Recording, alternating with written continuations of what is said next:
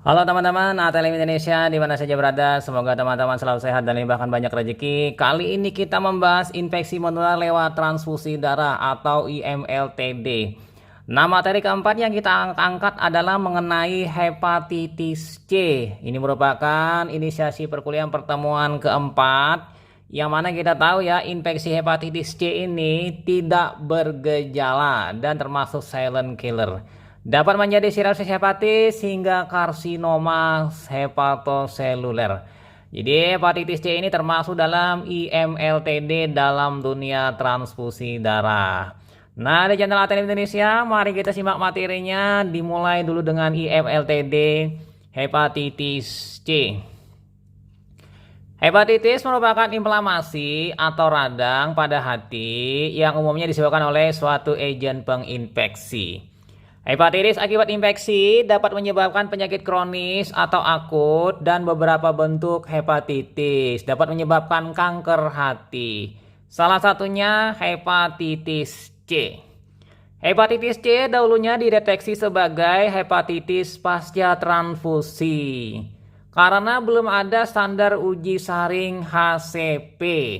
Jadi dulu setelah ditransfusi ternyata pasiennya kena hepatitis C.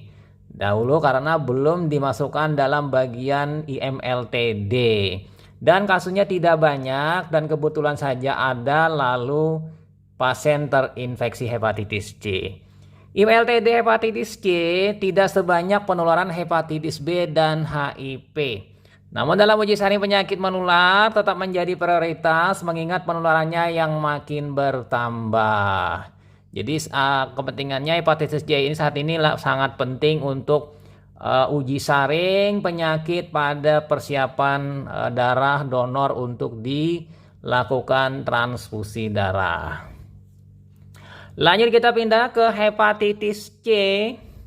Hepatitis C adalah penyakit hati yang disebabkan oleh virus hepatitis C, biasa disingkat dengan HCV. Virus hepatitis C termasuk golongan virus RNA, ribonucleic acid. Jadi untaiannya tunggal dan termasuk dalam kelompok Flaviviridae. Hepatitis C terdiri dari hepatitis C akut dan hepatitis C kronik. Dari tingkat keparahannya ringan yang berlangsung beberapa minggu menjadi kronik dan menyebabkan komplikasi yang serius. Seperti di awal tadi ya, terjadi sirosis hingga karsinoma hepatoseluler. Hepatitis C ya, ada tahapan stage-nya mengalami gangguan pada hati.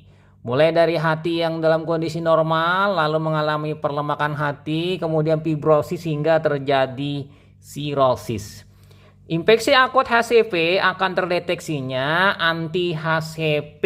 Jadi antibodi terhadap HCV diproduksi oleh tubuh dan bisa dideteksi dengan rapid atau ELISA.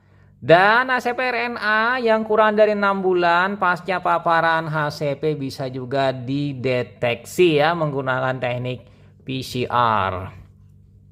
Sebagian besar penderita akan menyebabkan infeksi kronik, yaitu bila anti-HCV dan HCV-RNA terdeteksi di dalam darah selama di atas 6 bulan. Hepatitis C kronik dapat menyebabkan sirosis hati dan kanker hati primer, hepatoseluler karsinoma. Nah, kita lanjut ya ke prevalensi HCV. Di sini yang dipanah warna biru itu angka kejadian HCV, yang mana prevalensi HCV darah donor di UDD PMI seluruh Indonesia tahun 2018 sampai 2023. 2008 ini ya. Nah, ini ada kekeliruan. Lanjut lagi, prevalensi tertinggi itu hepatitis C positif sebesar 0,59 terjadi pada tahun 2009 dan 2010. Jadi 2008, 2009, 2010. Sedangkan prevalensi terendah dia menurun melandai sedikit ya di 2012 0,39. Nah, ini hepatitis C bukan 0,319 ini. Ini keliru yang di bawah ya, yang di panahnya ini. Sorry, maaf. Jadi panah yang berwarna biru, bukan yang merah-merah HBSAG. Jadi keliru meletakkan panahnya.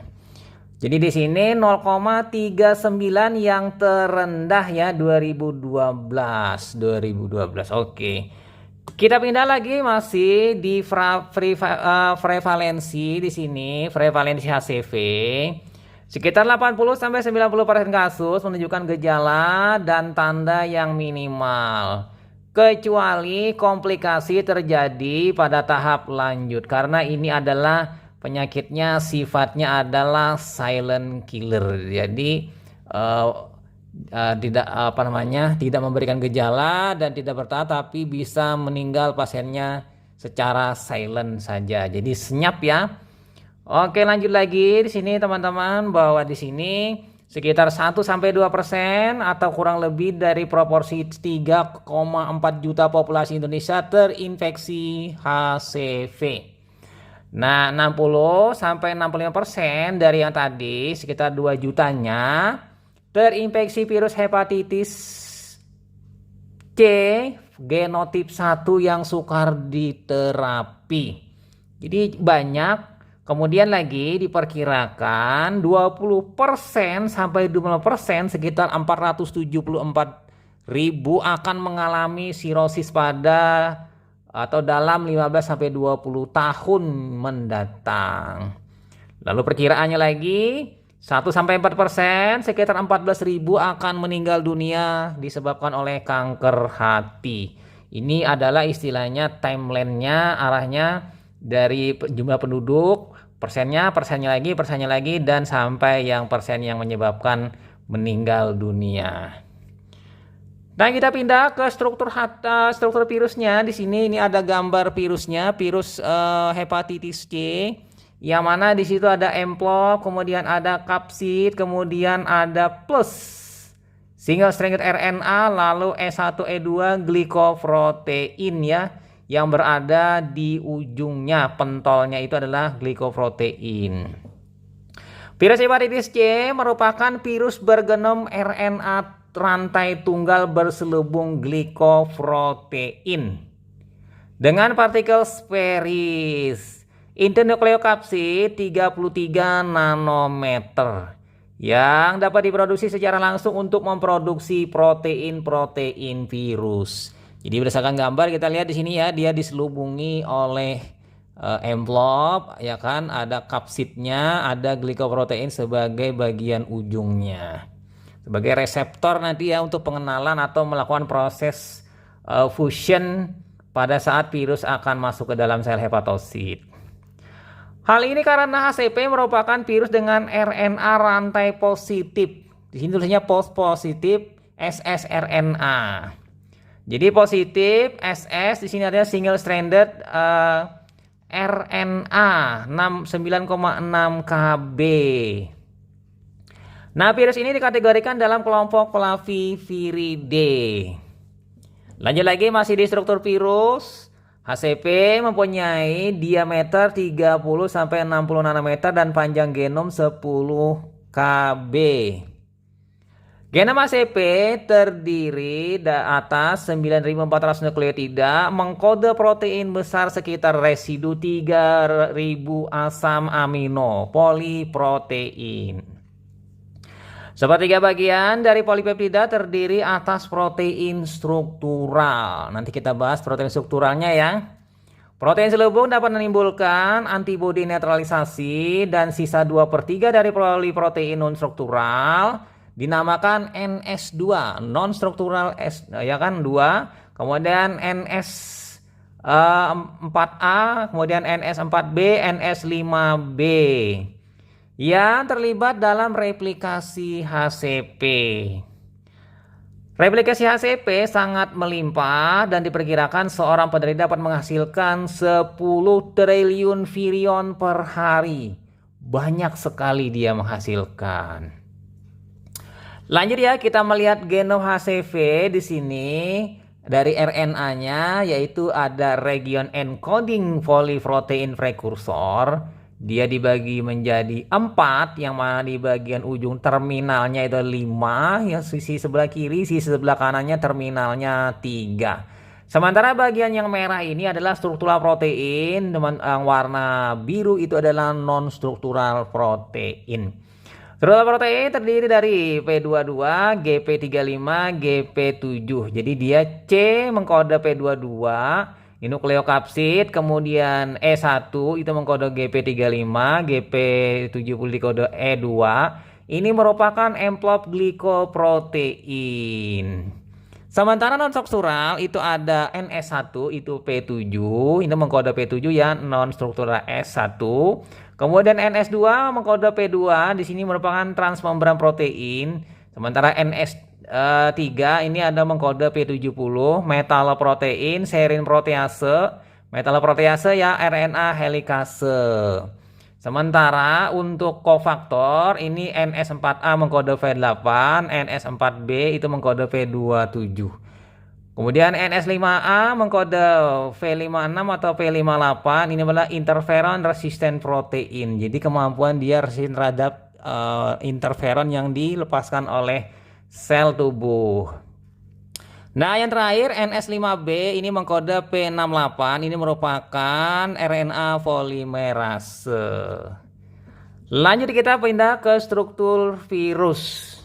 Struktur genoma HCV terdiri dari satu open reading frame atau ORVF ya, yang memberi kode pada polipeptida yang termasuk dalam komponen struktural terdiri dari nukleokapsid, envelop yaitu S1E2 serta bagian non struktural NS yang dibagi menjadi NS2, NS3, NS4A, NS4B, NS5A, NS5B.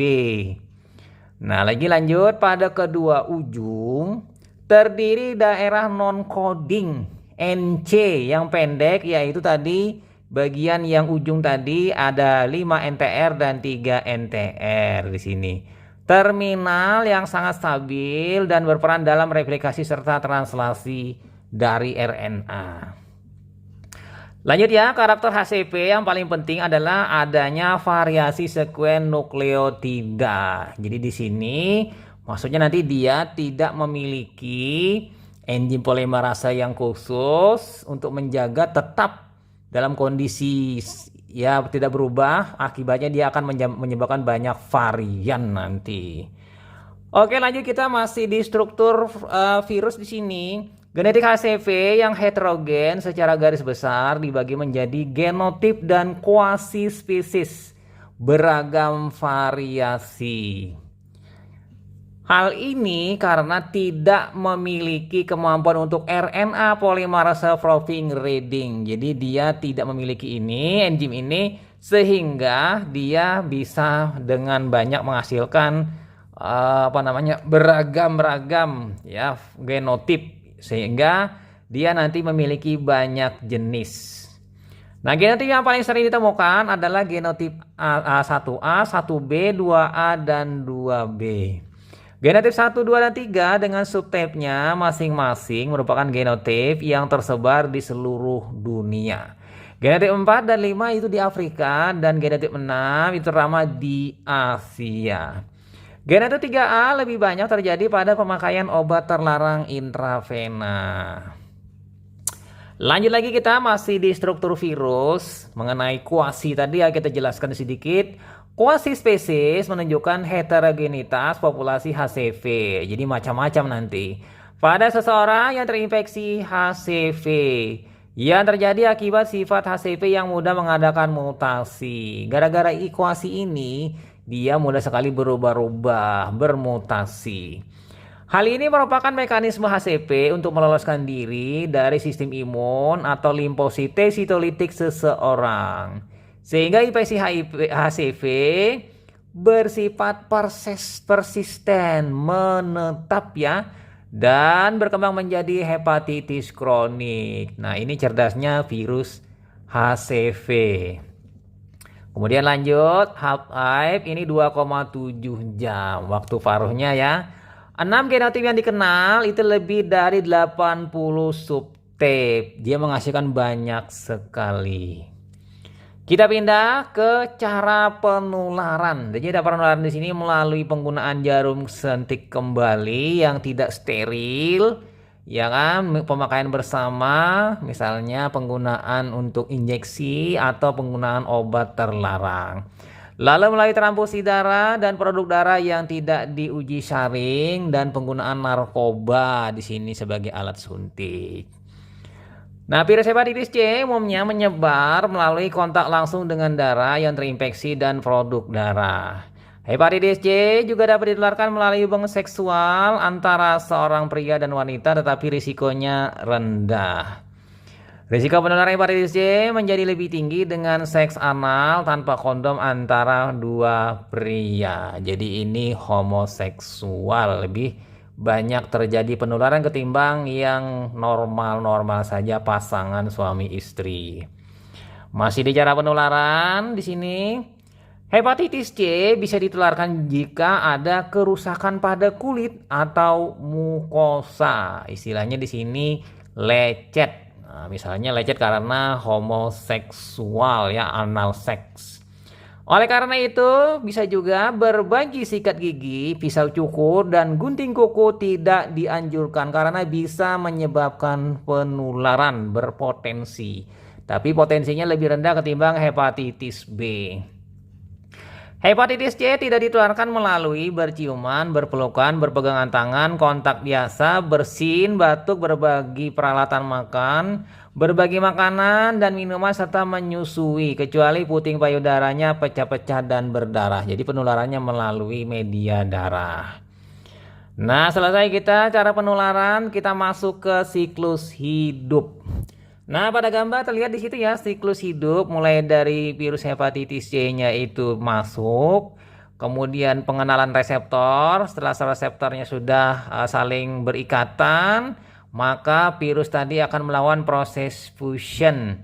Masuklah bahan virus tadi ke dalam sitoplasma, lalu dia melakukan proses replikasi di dalam sitoplasma sel hepatosit.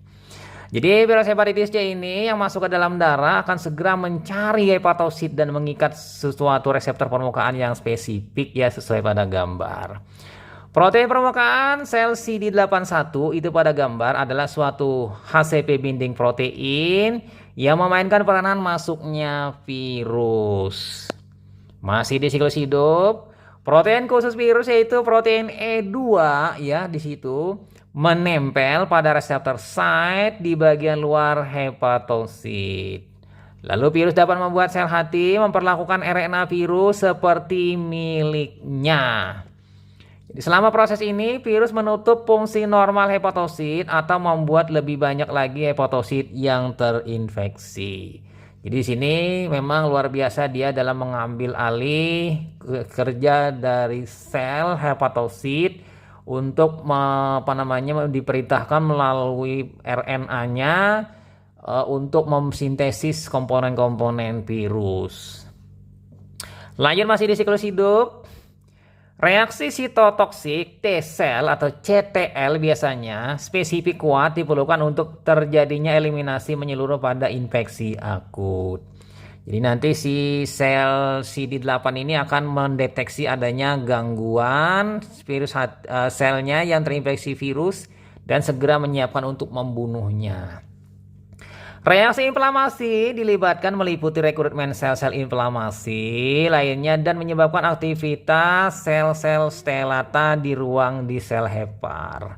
Jadi sel-sel yang khas ini sebelumnya dalam keadaan tenang ya, kuisen, berproliferasi menjadi aktif menjadi sel-sel myofibroblas, menghasilkan metrik kolagen sehingga terjadi fibrosis. Ini fibrosis berarti penebalan nanti ya, dan berperan aktif menghasilkan sitokin proinflamasi.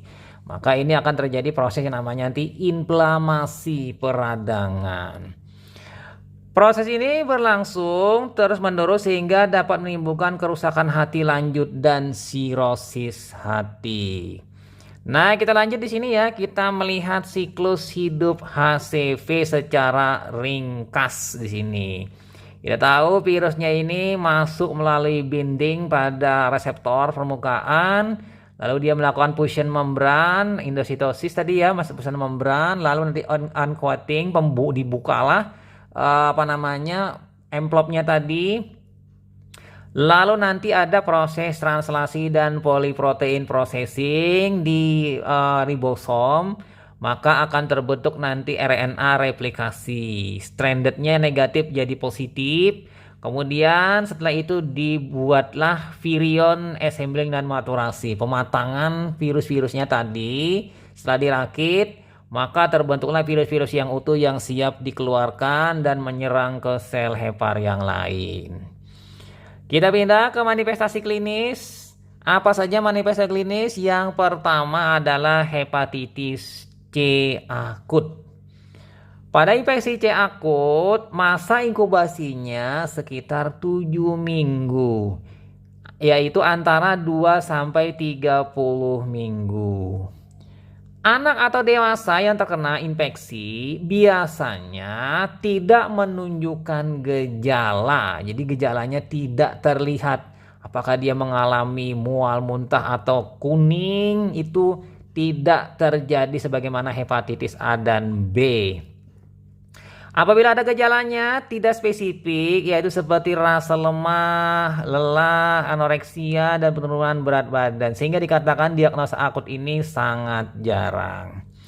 Perubahan histologi pada biopsi hati relatif ringan, jadi secara biopsi bisa tidak mendeteksi ya adanya infeksi hepatitis C akut.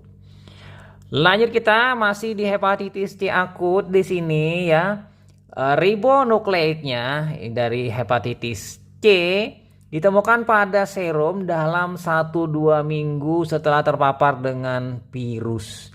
Jadi bisa dideteksi dengan metode PCR. Jadi deteksi lebih awal itu akan lebih bagus, sehingga pengobatannya ini lebih bagus dan menghindari kerusakan hati lebih banyak. Alanin transferase terjadi peningkatan pada serum setelah beberapa minggu terpapar HCP sebelum gejala klinis muncul. Jadi uniknya di sini infeksinya di awal-awal alanin transferase naik. Nanti pada saat infeksi yang lebih berat dia malah kembali normal atau tidak begitu signifikan naik. Berbeda dengan hepatitis B yang tinggi dan hepatitis A yang jauh lebih tinggi. Pada penderita hepatitis C akut yang sembuh, RNA HCP tidak ditemukan lagi dalam beberapa minggu dan nilai ALT akan kembali normal. Nah, kita pindah ke yang kedua, yaitu hepatitis C kronis. Sekitar 85% penderita hepatitis C akut akan berkembang menjadi kronis. Sebagian besar penderita tidak sadar terhadap penyakitnya selain gejala yang minimal dan tidak spesifik ya, seperti lelah, mual, mialgia, rasa tidak enak pada perut kanan atas, gatal, dan penurunan berat badan. Jadi di sini gejalanya tidak khas dan tidak spesifik. Beberapa penderita menunjukkan gejala ekstrahepatik yang dapat mengenai organ-organ lain seolah-olah tidak berhubungan dengan penyakit hati. Jadi ini uniknya terinfeksi hepatitis C virus. Nah, masih kita di hepatitis C kronik. Di sini lanjut. Kebanyakan kasus hepatitis C gejala klinis akan tetap hilang, ya kan, akan hilang, tetapi RNA HCP tetap positif dan nilai ALT tetap tinggi atau berfluktuasi, bisa tinggi, bisa normal, jadi fluktuatif ya. Peningkatan nilai ALT pada hepatitis C dapat terjadi monofasik atau multifasik. Jadi membingungkan di sini ya. Nah, lanjut lagi di sini, ini adalah kira-kira gangguan damage-nya hepatitis C ya, mengalami kerusakan. Jadi di situ terlihat dia seperti kena cirrhosis hepatis ya pada gambar yang kedua. Nah, masih kita di manifestasi klinis yang kita tahu di sini ya, hepar yang mengalami gangguan infeksi ini bisa terjadi kronik hepatitis, cirrhosis hingga hepatocellular karsinoma. Jadi ini lebih berbahaya ketimbang hepatitis A dan B. Yang ketiga manifestasi kliniknya adalah sirosis hati. Perkembangan dari hepatitis C kronik, dari kronik ya, bergeser menjadi sirosis ya, berlangsung dalam 2 atau 3 dekade. Prevalensi terjadinya bervariasi antara 20-30%, bahkan ada yang dilaporkan mencapai 76%. Jadi dalam waktu 10 tahun, 20 tahun ya, 30 tahun. Gejala klinis sangat minimal sampai timbulnya komplikasi akibat sirosis. Nah, kita pindah lanjut ya, manifestasi yang keempat yaitu karsinoma hepatoseluler. Perkiraan insiden karsinoma hepatoseluler sekitar 0,25 sampai dengan 1,2 juta kasus baru setiap tahun. Sebagian besar berasal dari penderita dengan sirosis. Jadi akut, kronis, sirosis, karsinoma hepatoseluler. Risiko terjadinya karsinoma hepatoseluler pada penderita sirosis karena hepatitis C kronik diperkirakan sekitar 1-4%. Nah, perkembangan sejak terjadinya infeksi HCP sampai timbulnya karsinoma hepatoseluler berkisar 10-50 tahun. Jadi ini lama sekali ya terjadi infeksinya untuk terjadi proses karsinoma hepatoseluler. Kita lanjut ke deteksi laboratorium. Hepatitis C dapat dideteksi dengan menggunakan metode ELISA, Enzim Linked Immunosorbent Assay, untuk menemukan antibodi terhadap antigen HCP. Jadi ini lebih sensitif ketimbang menggunakan teknik rapid. Pemeriksaan ELISA ini dapat digunakan sebagai screening dengan sensitivitas 97-100%. Jadi dia hampir sempurna. Nilai prediksi positif pada kondisi yaitu 95% dengan faktor risiko dan peningkatan ALT. Jadi kalau kedua-duanya tinggi berarti nilai prediksinya kuat sekali. Namun 50% nilai prediksi positifnya tanpa faktor risiko dan ALT-nya normal. Jadi screening di ALT-nya dia normal, mungkin akan kecil untuk menjaring positif hepatitis C. Nah, lanjut kita pindah ke kuantitatif assay PCR. Jadi di dalam kotak ini ada assay metode, kemudian faktor konversi kopi, kemudian dinamik range. Nah, masing-masing ada memiliki keunggulan ya. Di sini ada Amplicor HCV monitor, kemudian Coblas Amplicor HCV monitor versi 2, kemudian persen HCV RNA 3 assay, lalu LCX HCV RNA quantitative assay super quanti, kemudian Cobas Stackman HCV test dan real time. Jadi di sini yang paling unggul adalah yang paling bawah, yaitu semi automate RT-PCR, yaitu menggunakan real time. Nah, di sini ya mendeteksi adanya virus dengan cara teknik PCR polymerase chain reaction. PCR dapat mendeteksi adanya RNA HCV pada 1-3 minggu setelah inokulasi virus. Hilangnya RNA HCV dari serum berhubungan dengan sembuhnya penyakit. Sedangkan adanya viremia yang persisten ini adalah menunjukkan perjalanan penyakit yang kronis. Lanjut kita pindah ke kriteria diagnosis HCV. Dimulai dengan hepatitis C akut. Ini adalah kriterianya diketahui paparan kurang dari 6 bulan, misalnya saja terjadi pada saat operasi, transfusi, dan trauma.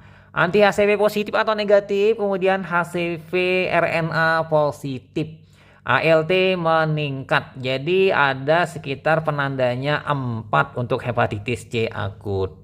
Sementara hepatitis C kronis ini diketahui paparannya lebih dari 6 bulan, kemudian anti HCV positif di atas 6 bulan, lalu HCV RNA-nya positif, ALT meningkat atau normal. Jadi di sini yang berbeda sedikit adalah ALT-nya yang mungkin meningkat atau normal. Nah, untuk stage-nya teman-teman bisa melihat di sini ya, stage of liver disease tadi seperti mana yang sebelumnya. Di situ ada mulai dari hati normal, terinfeksi hepatitis C, lalu terjadi hepatitis kronik, kemudian jadi sirosis dan menjadi hal yang terminal, yaitu tadi karsinoma hepatoseluler. Jadi melihat time-nya di situ ya 20 sampai 25 tahun, 25 sampai 30 tahun. Ya cukup puas juga untuk hidup karena waktu perjalanan penyakitnya ini sangat lama sekali. Lanjut kita masuk ke terakhir penutup yaitu pencegahan. Infeksi HCP belum ditemukan jenis imunoglobulin yang efektif untuk pencegahan pasca paparan. Pembuatan vaksin juga terhambat karena tingginya derajat diversitas genetik. Dia memiliki banyak subtype genomnya, genetiknya, sehingga dia sukar dilakukan proses penjinakan dengan cara vaksin tadi. Tidak mungkin membuat terlalu banyak jenis polivalen ya, karena di sini sulit ya, genotipnya banyak. Nah, pencegahan lebih dititik beratkan pada 3 hal. Apa saja? Yang pertama, uji saring efektif. Maksudnya sini, donor darah, jaringan maupun organ ini adalah penggunaannya harus dilakukan uji saring terlebih dahulu agar efektif tidak menular ke orang lain. Kemudian yang kedua, uji saring terhadap individu berada pada daerah yang prevalensi HCV tinggi. Di sini tujuannya untuk mencegah penyebaran lebih lanjut ke orang lain. Dan terakhir, pendidikan kesehatan pada pekerja erat kerjanya dengan darah dan cairan tubuh. Misalnya orang-orang yang bekerja di dunia transfusi darah, dan yang kedua misalnya pada laboratorium. Jadi di sini pentingnya bekerja menggunakan APD, kemudian selalu mencuci tangan dan lain-lainnya, kemudian menganggap semua spesimen yang kita kerjakan itu adalah bersifat infeksius. Jadi kewaspadaan universal. Nah, itu saja teman-teman. Semoga bermanfaat bagi teman-teman semuanya. Sampai jumpa di video-video selanjutnya. Saya Ahmad Le pamit. Sampai jumpa. Bye.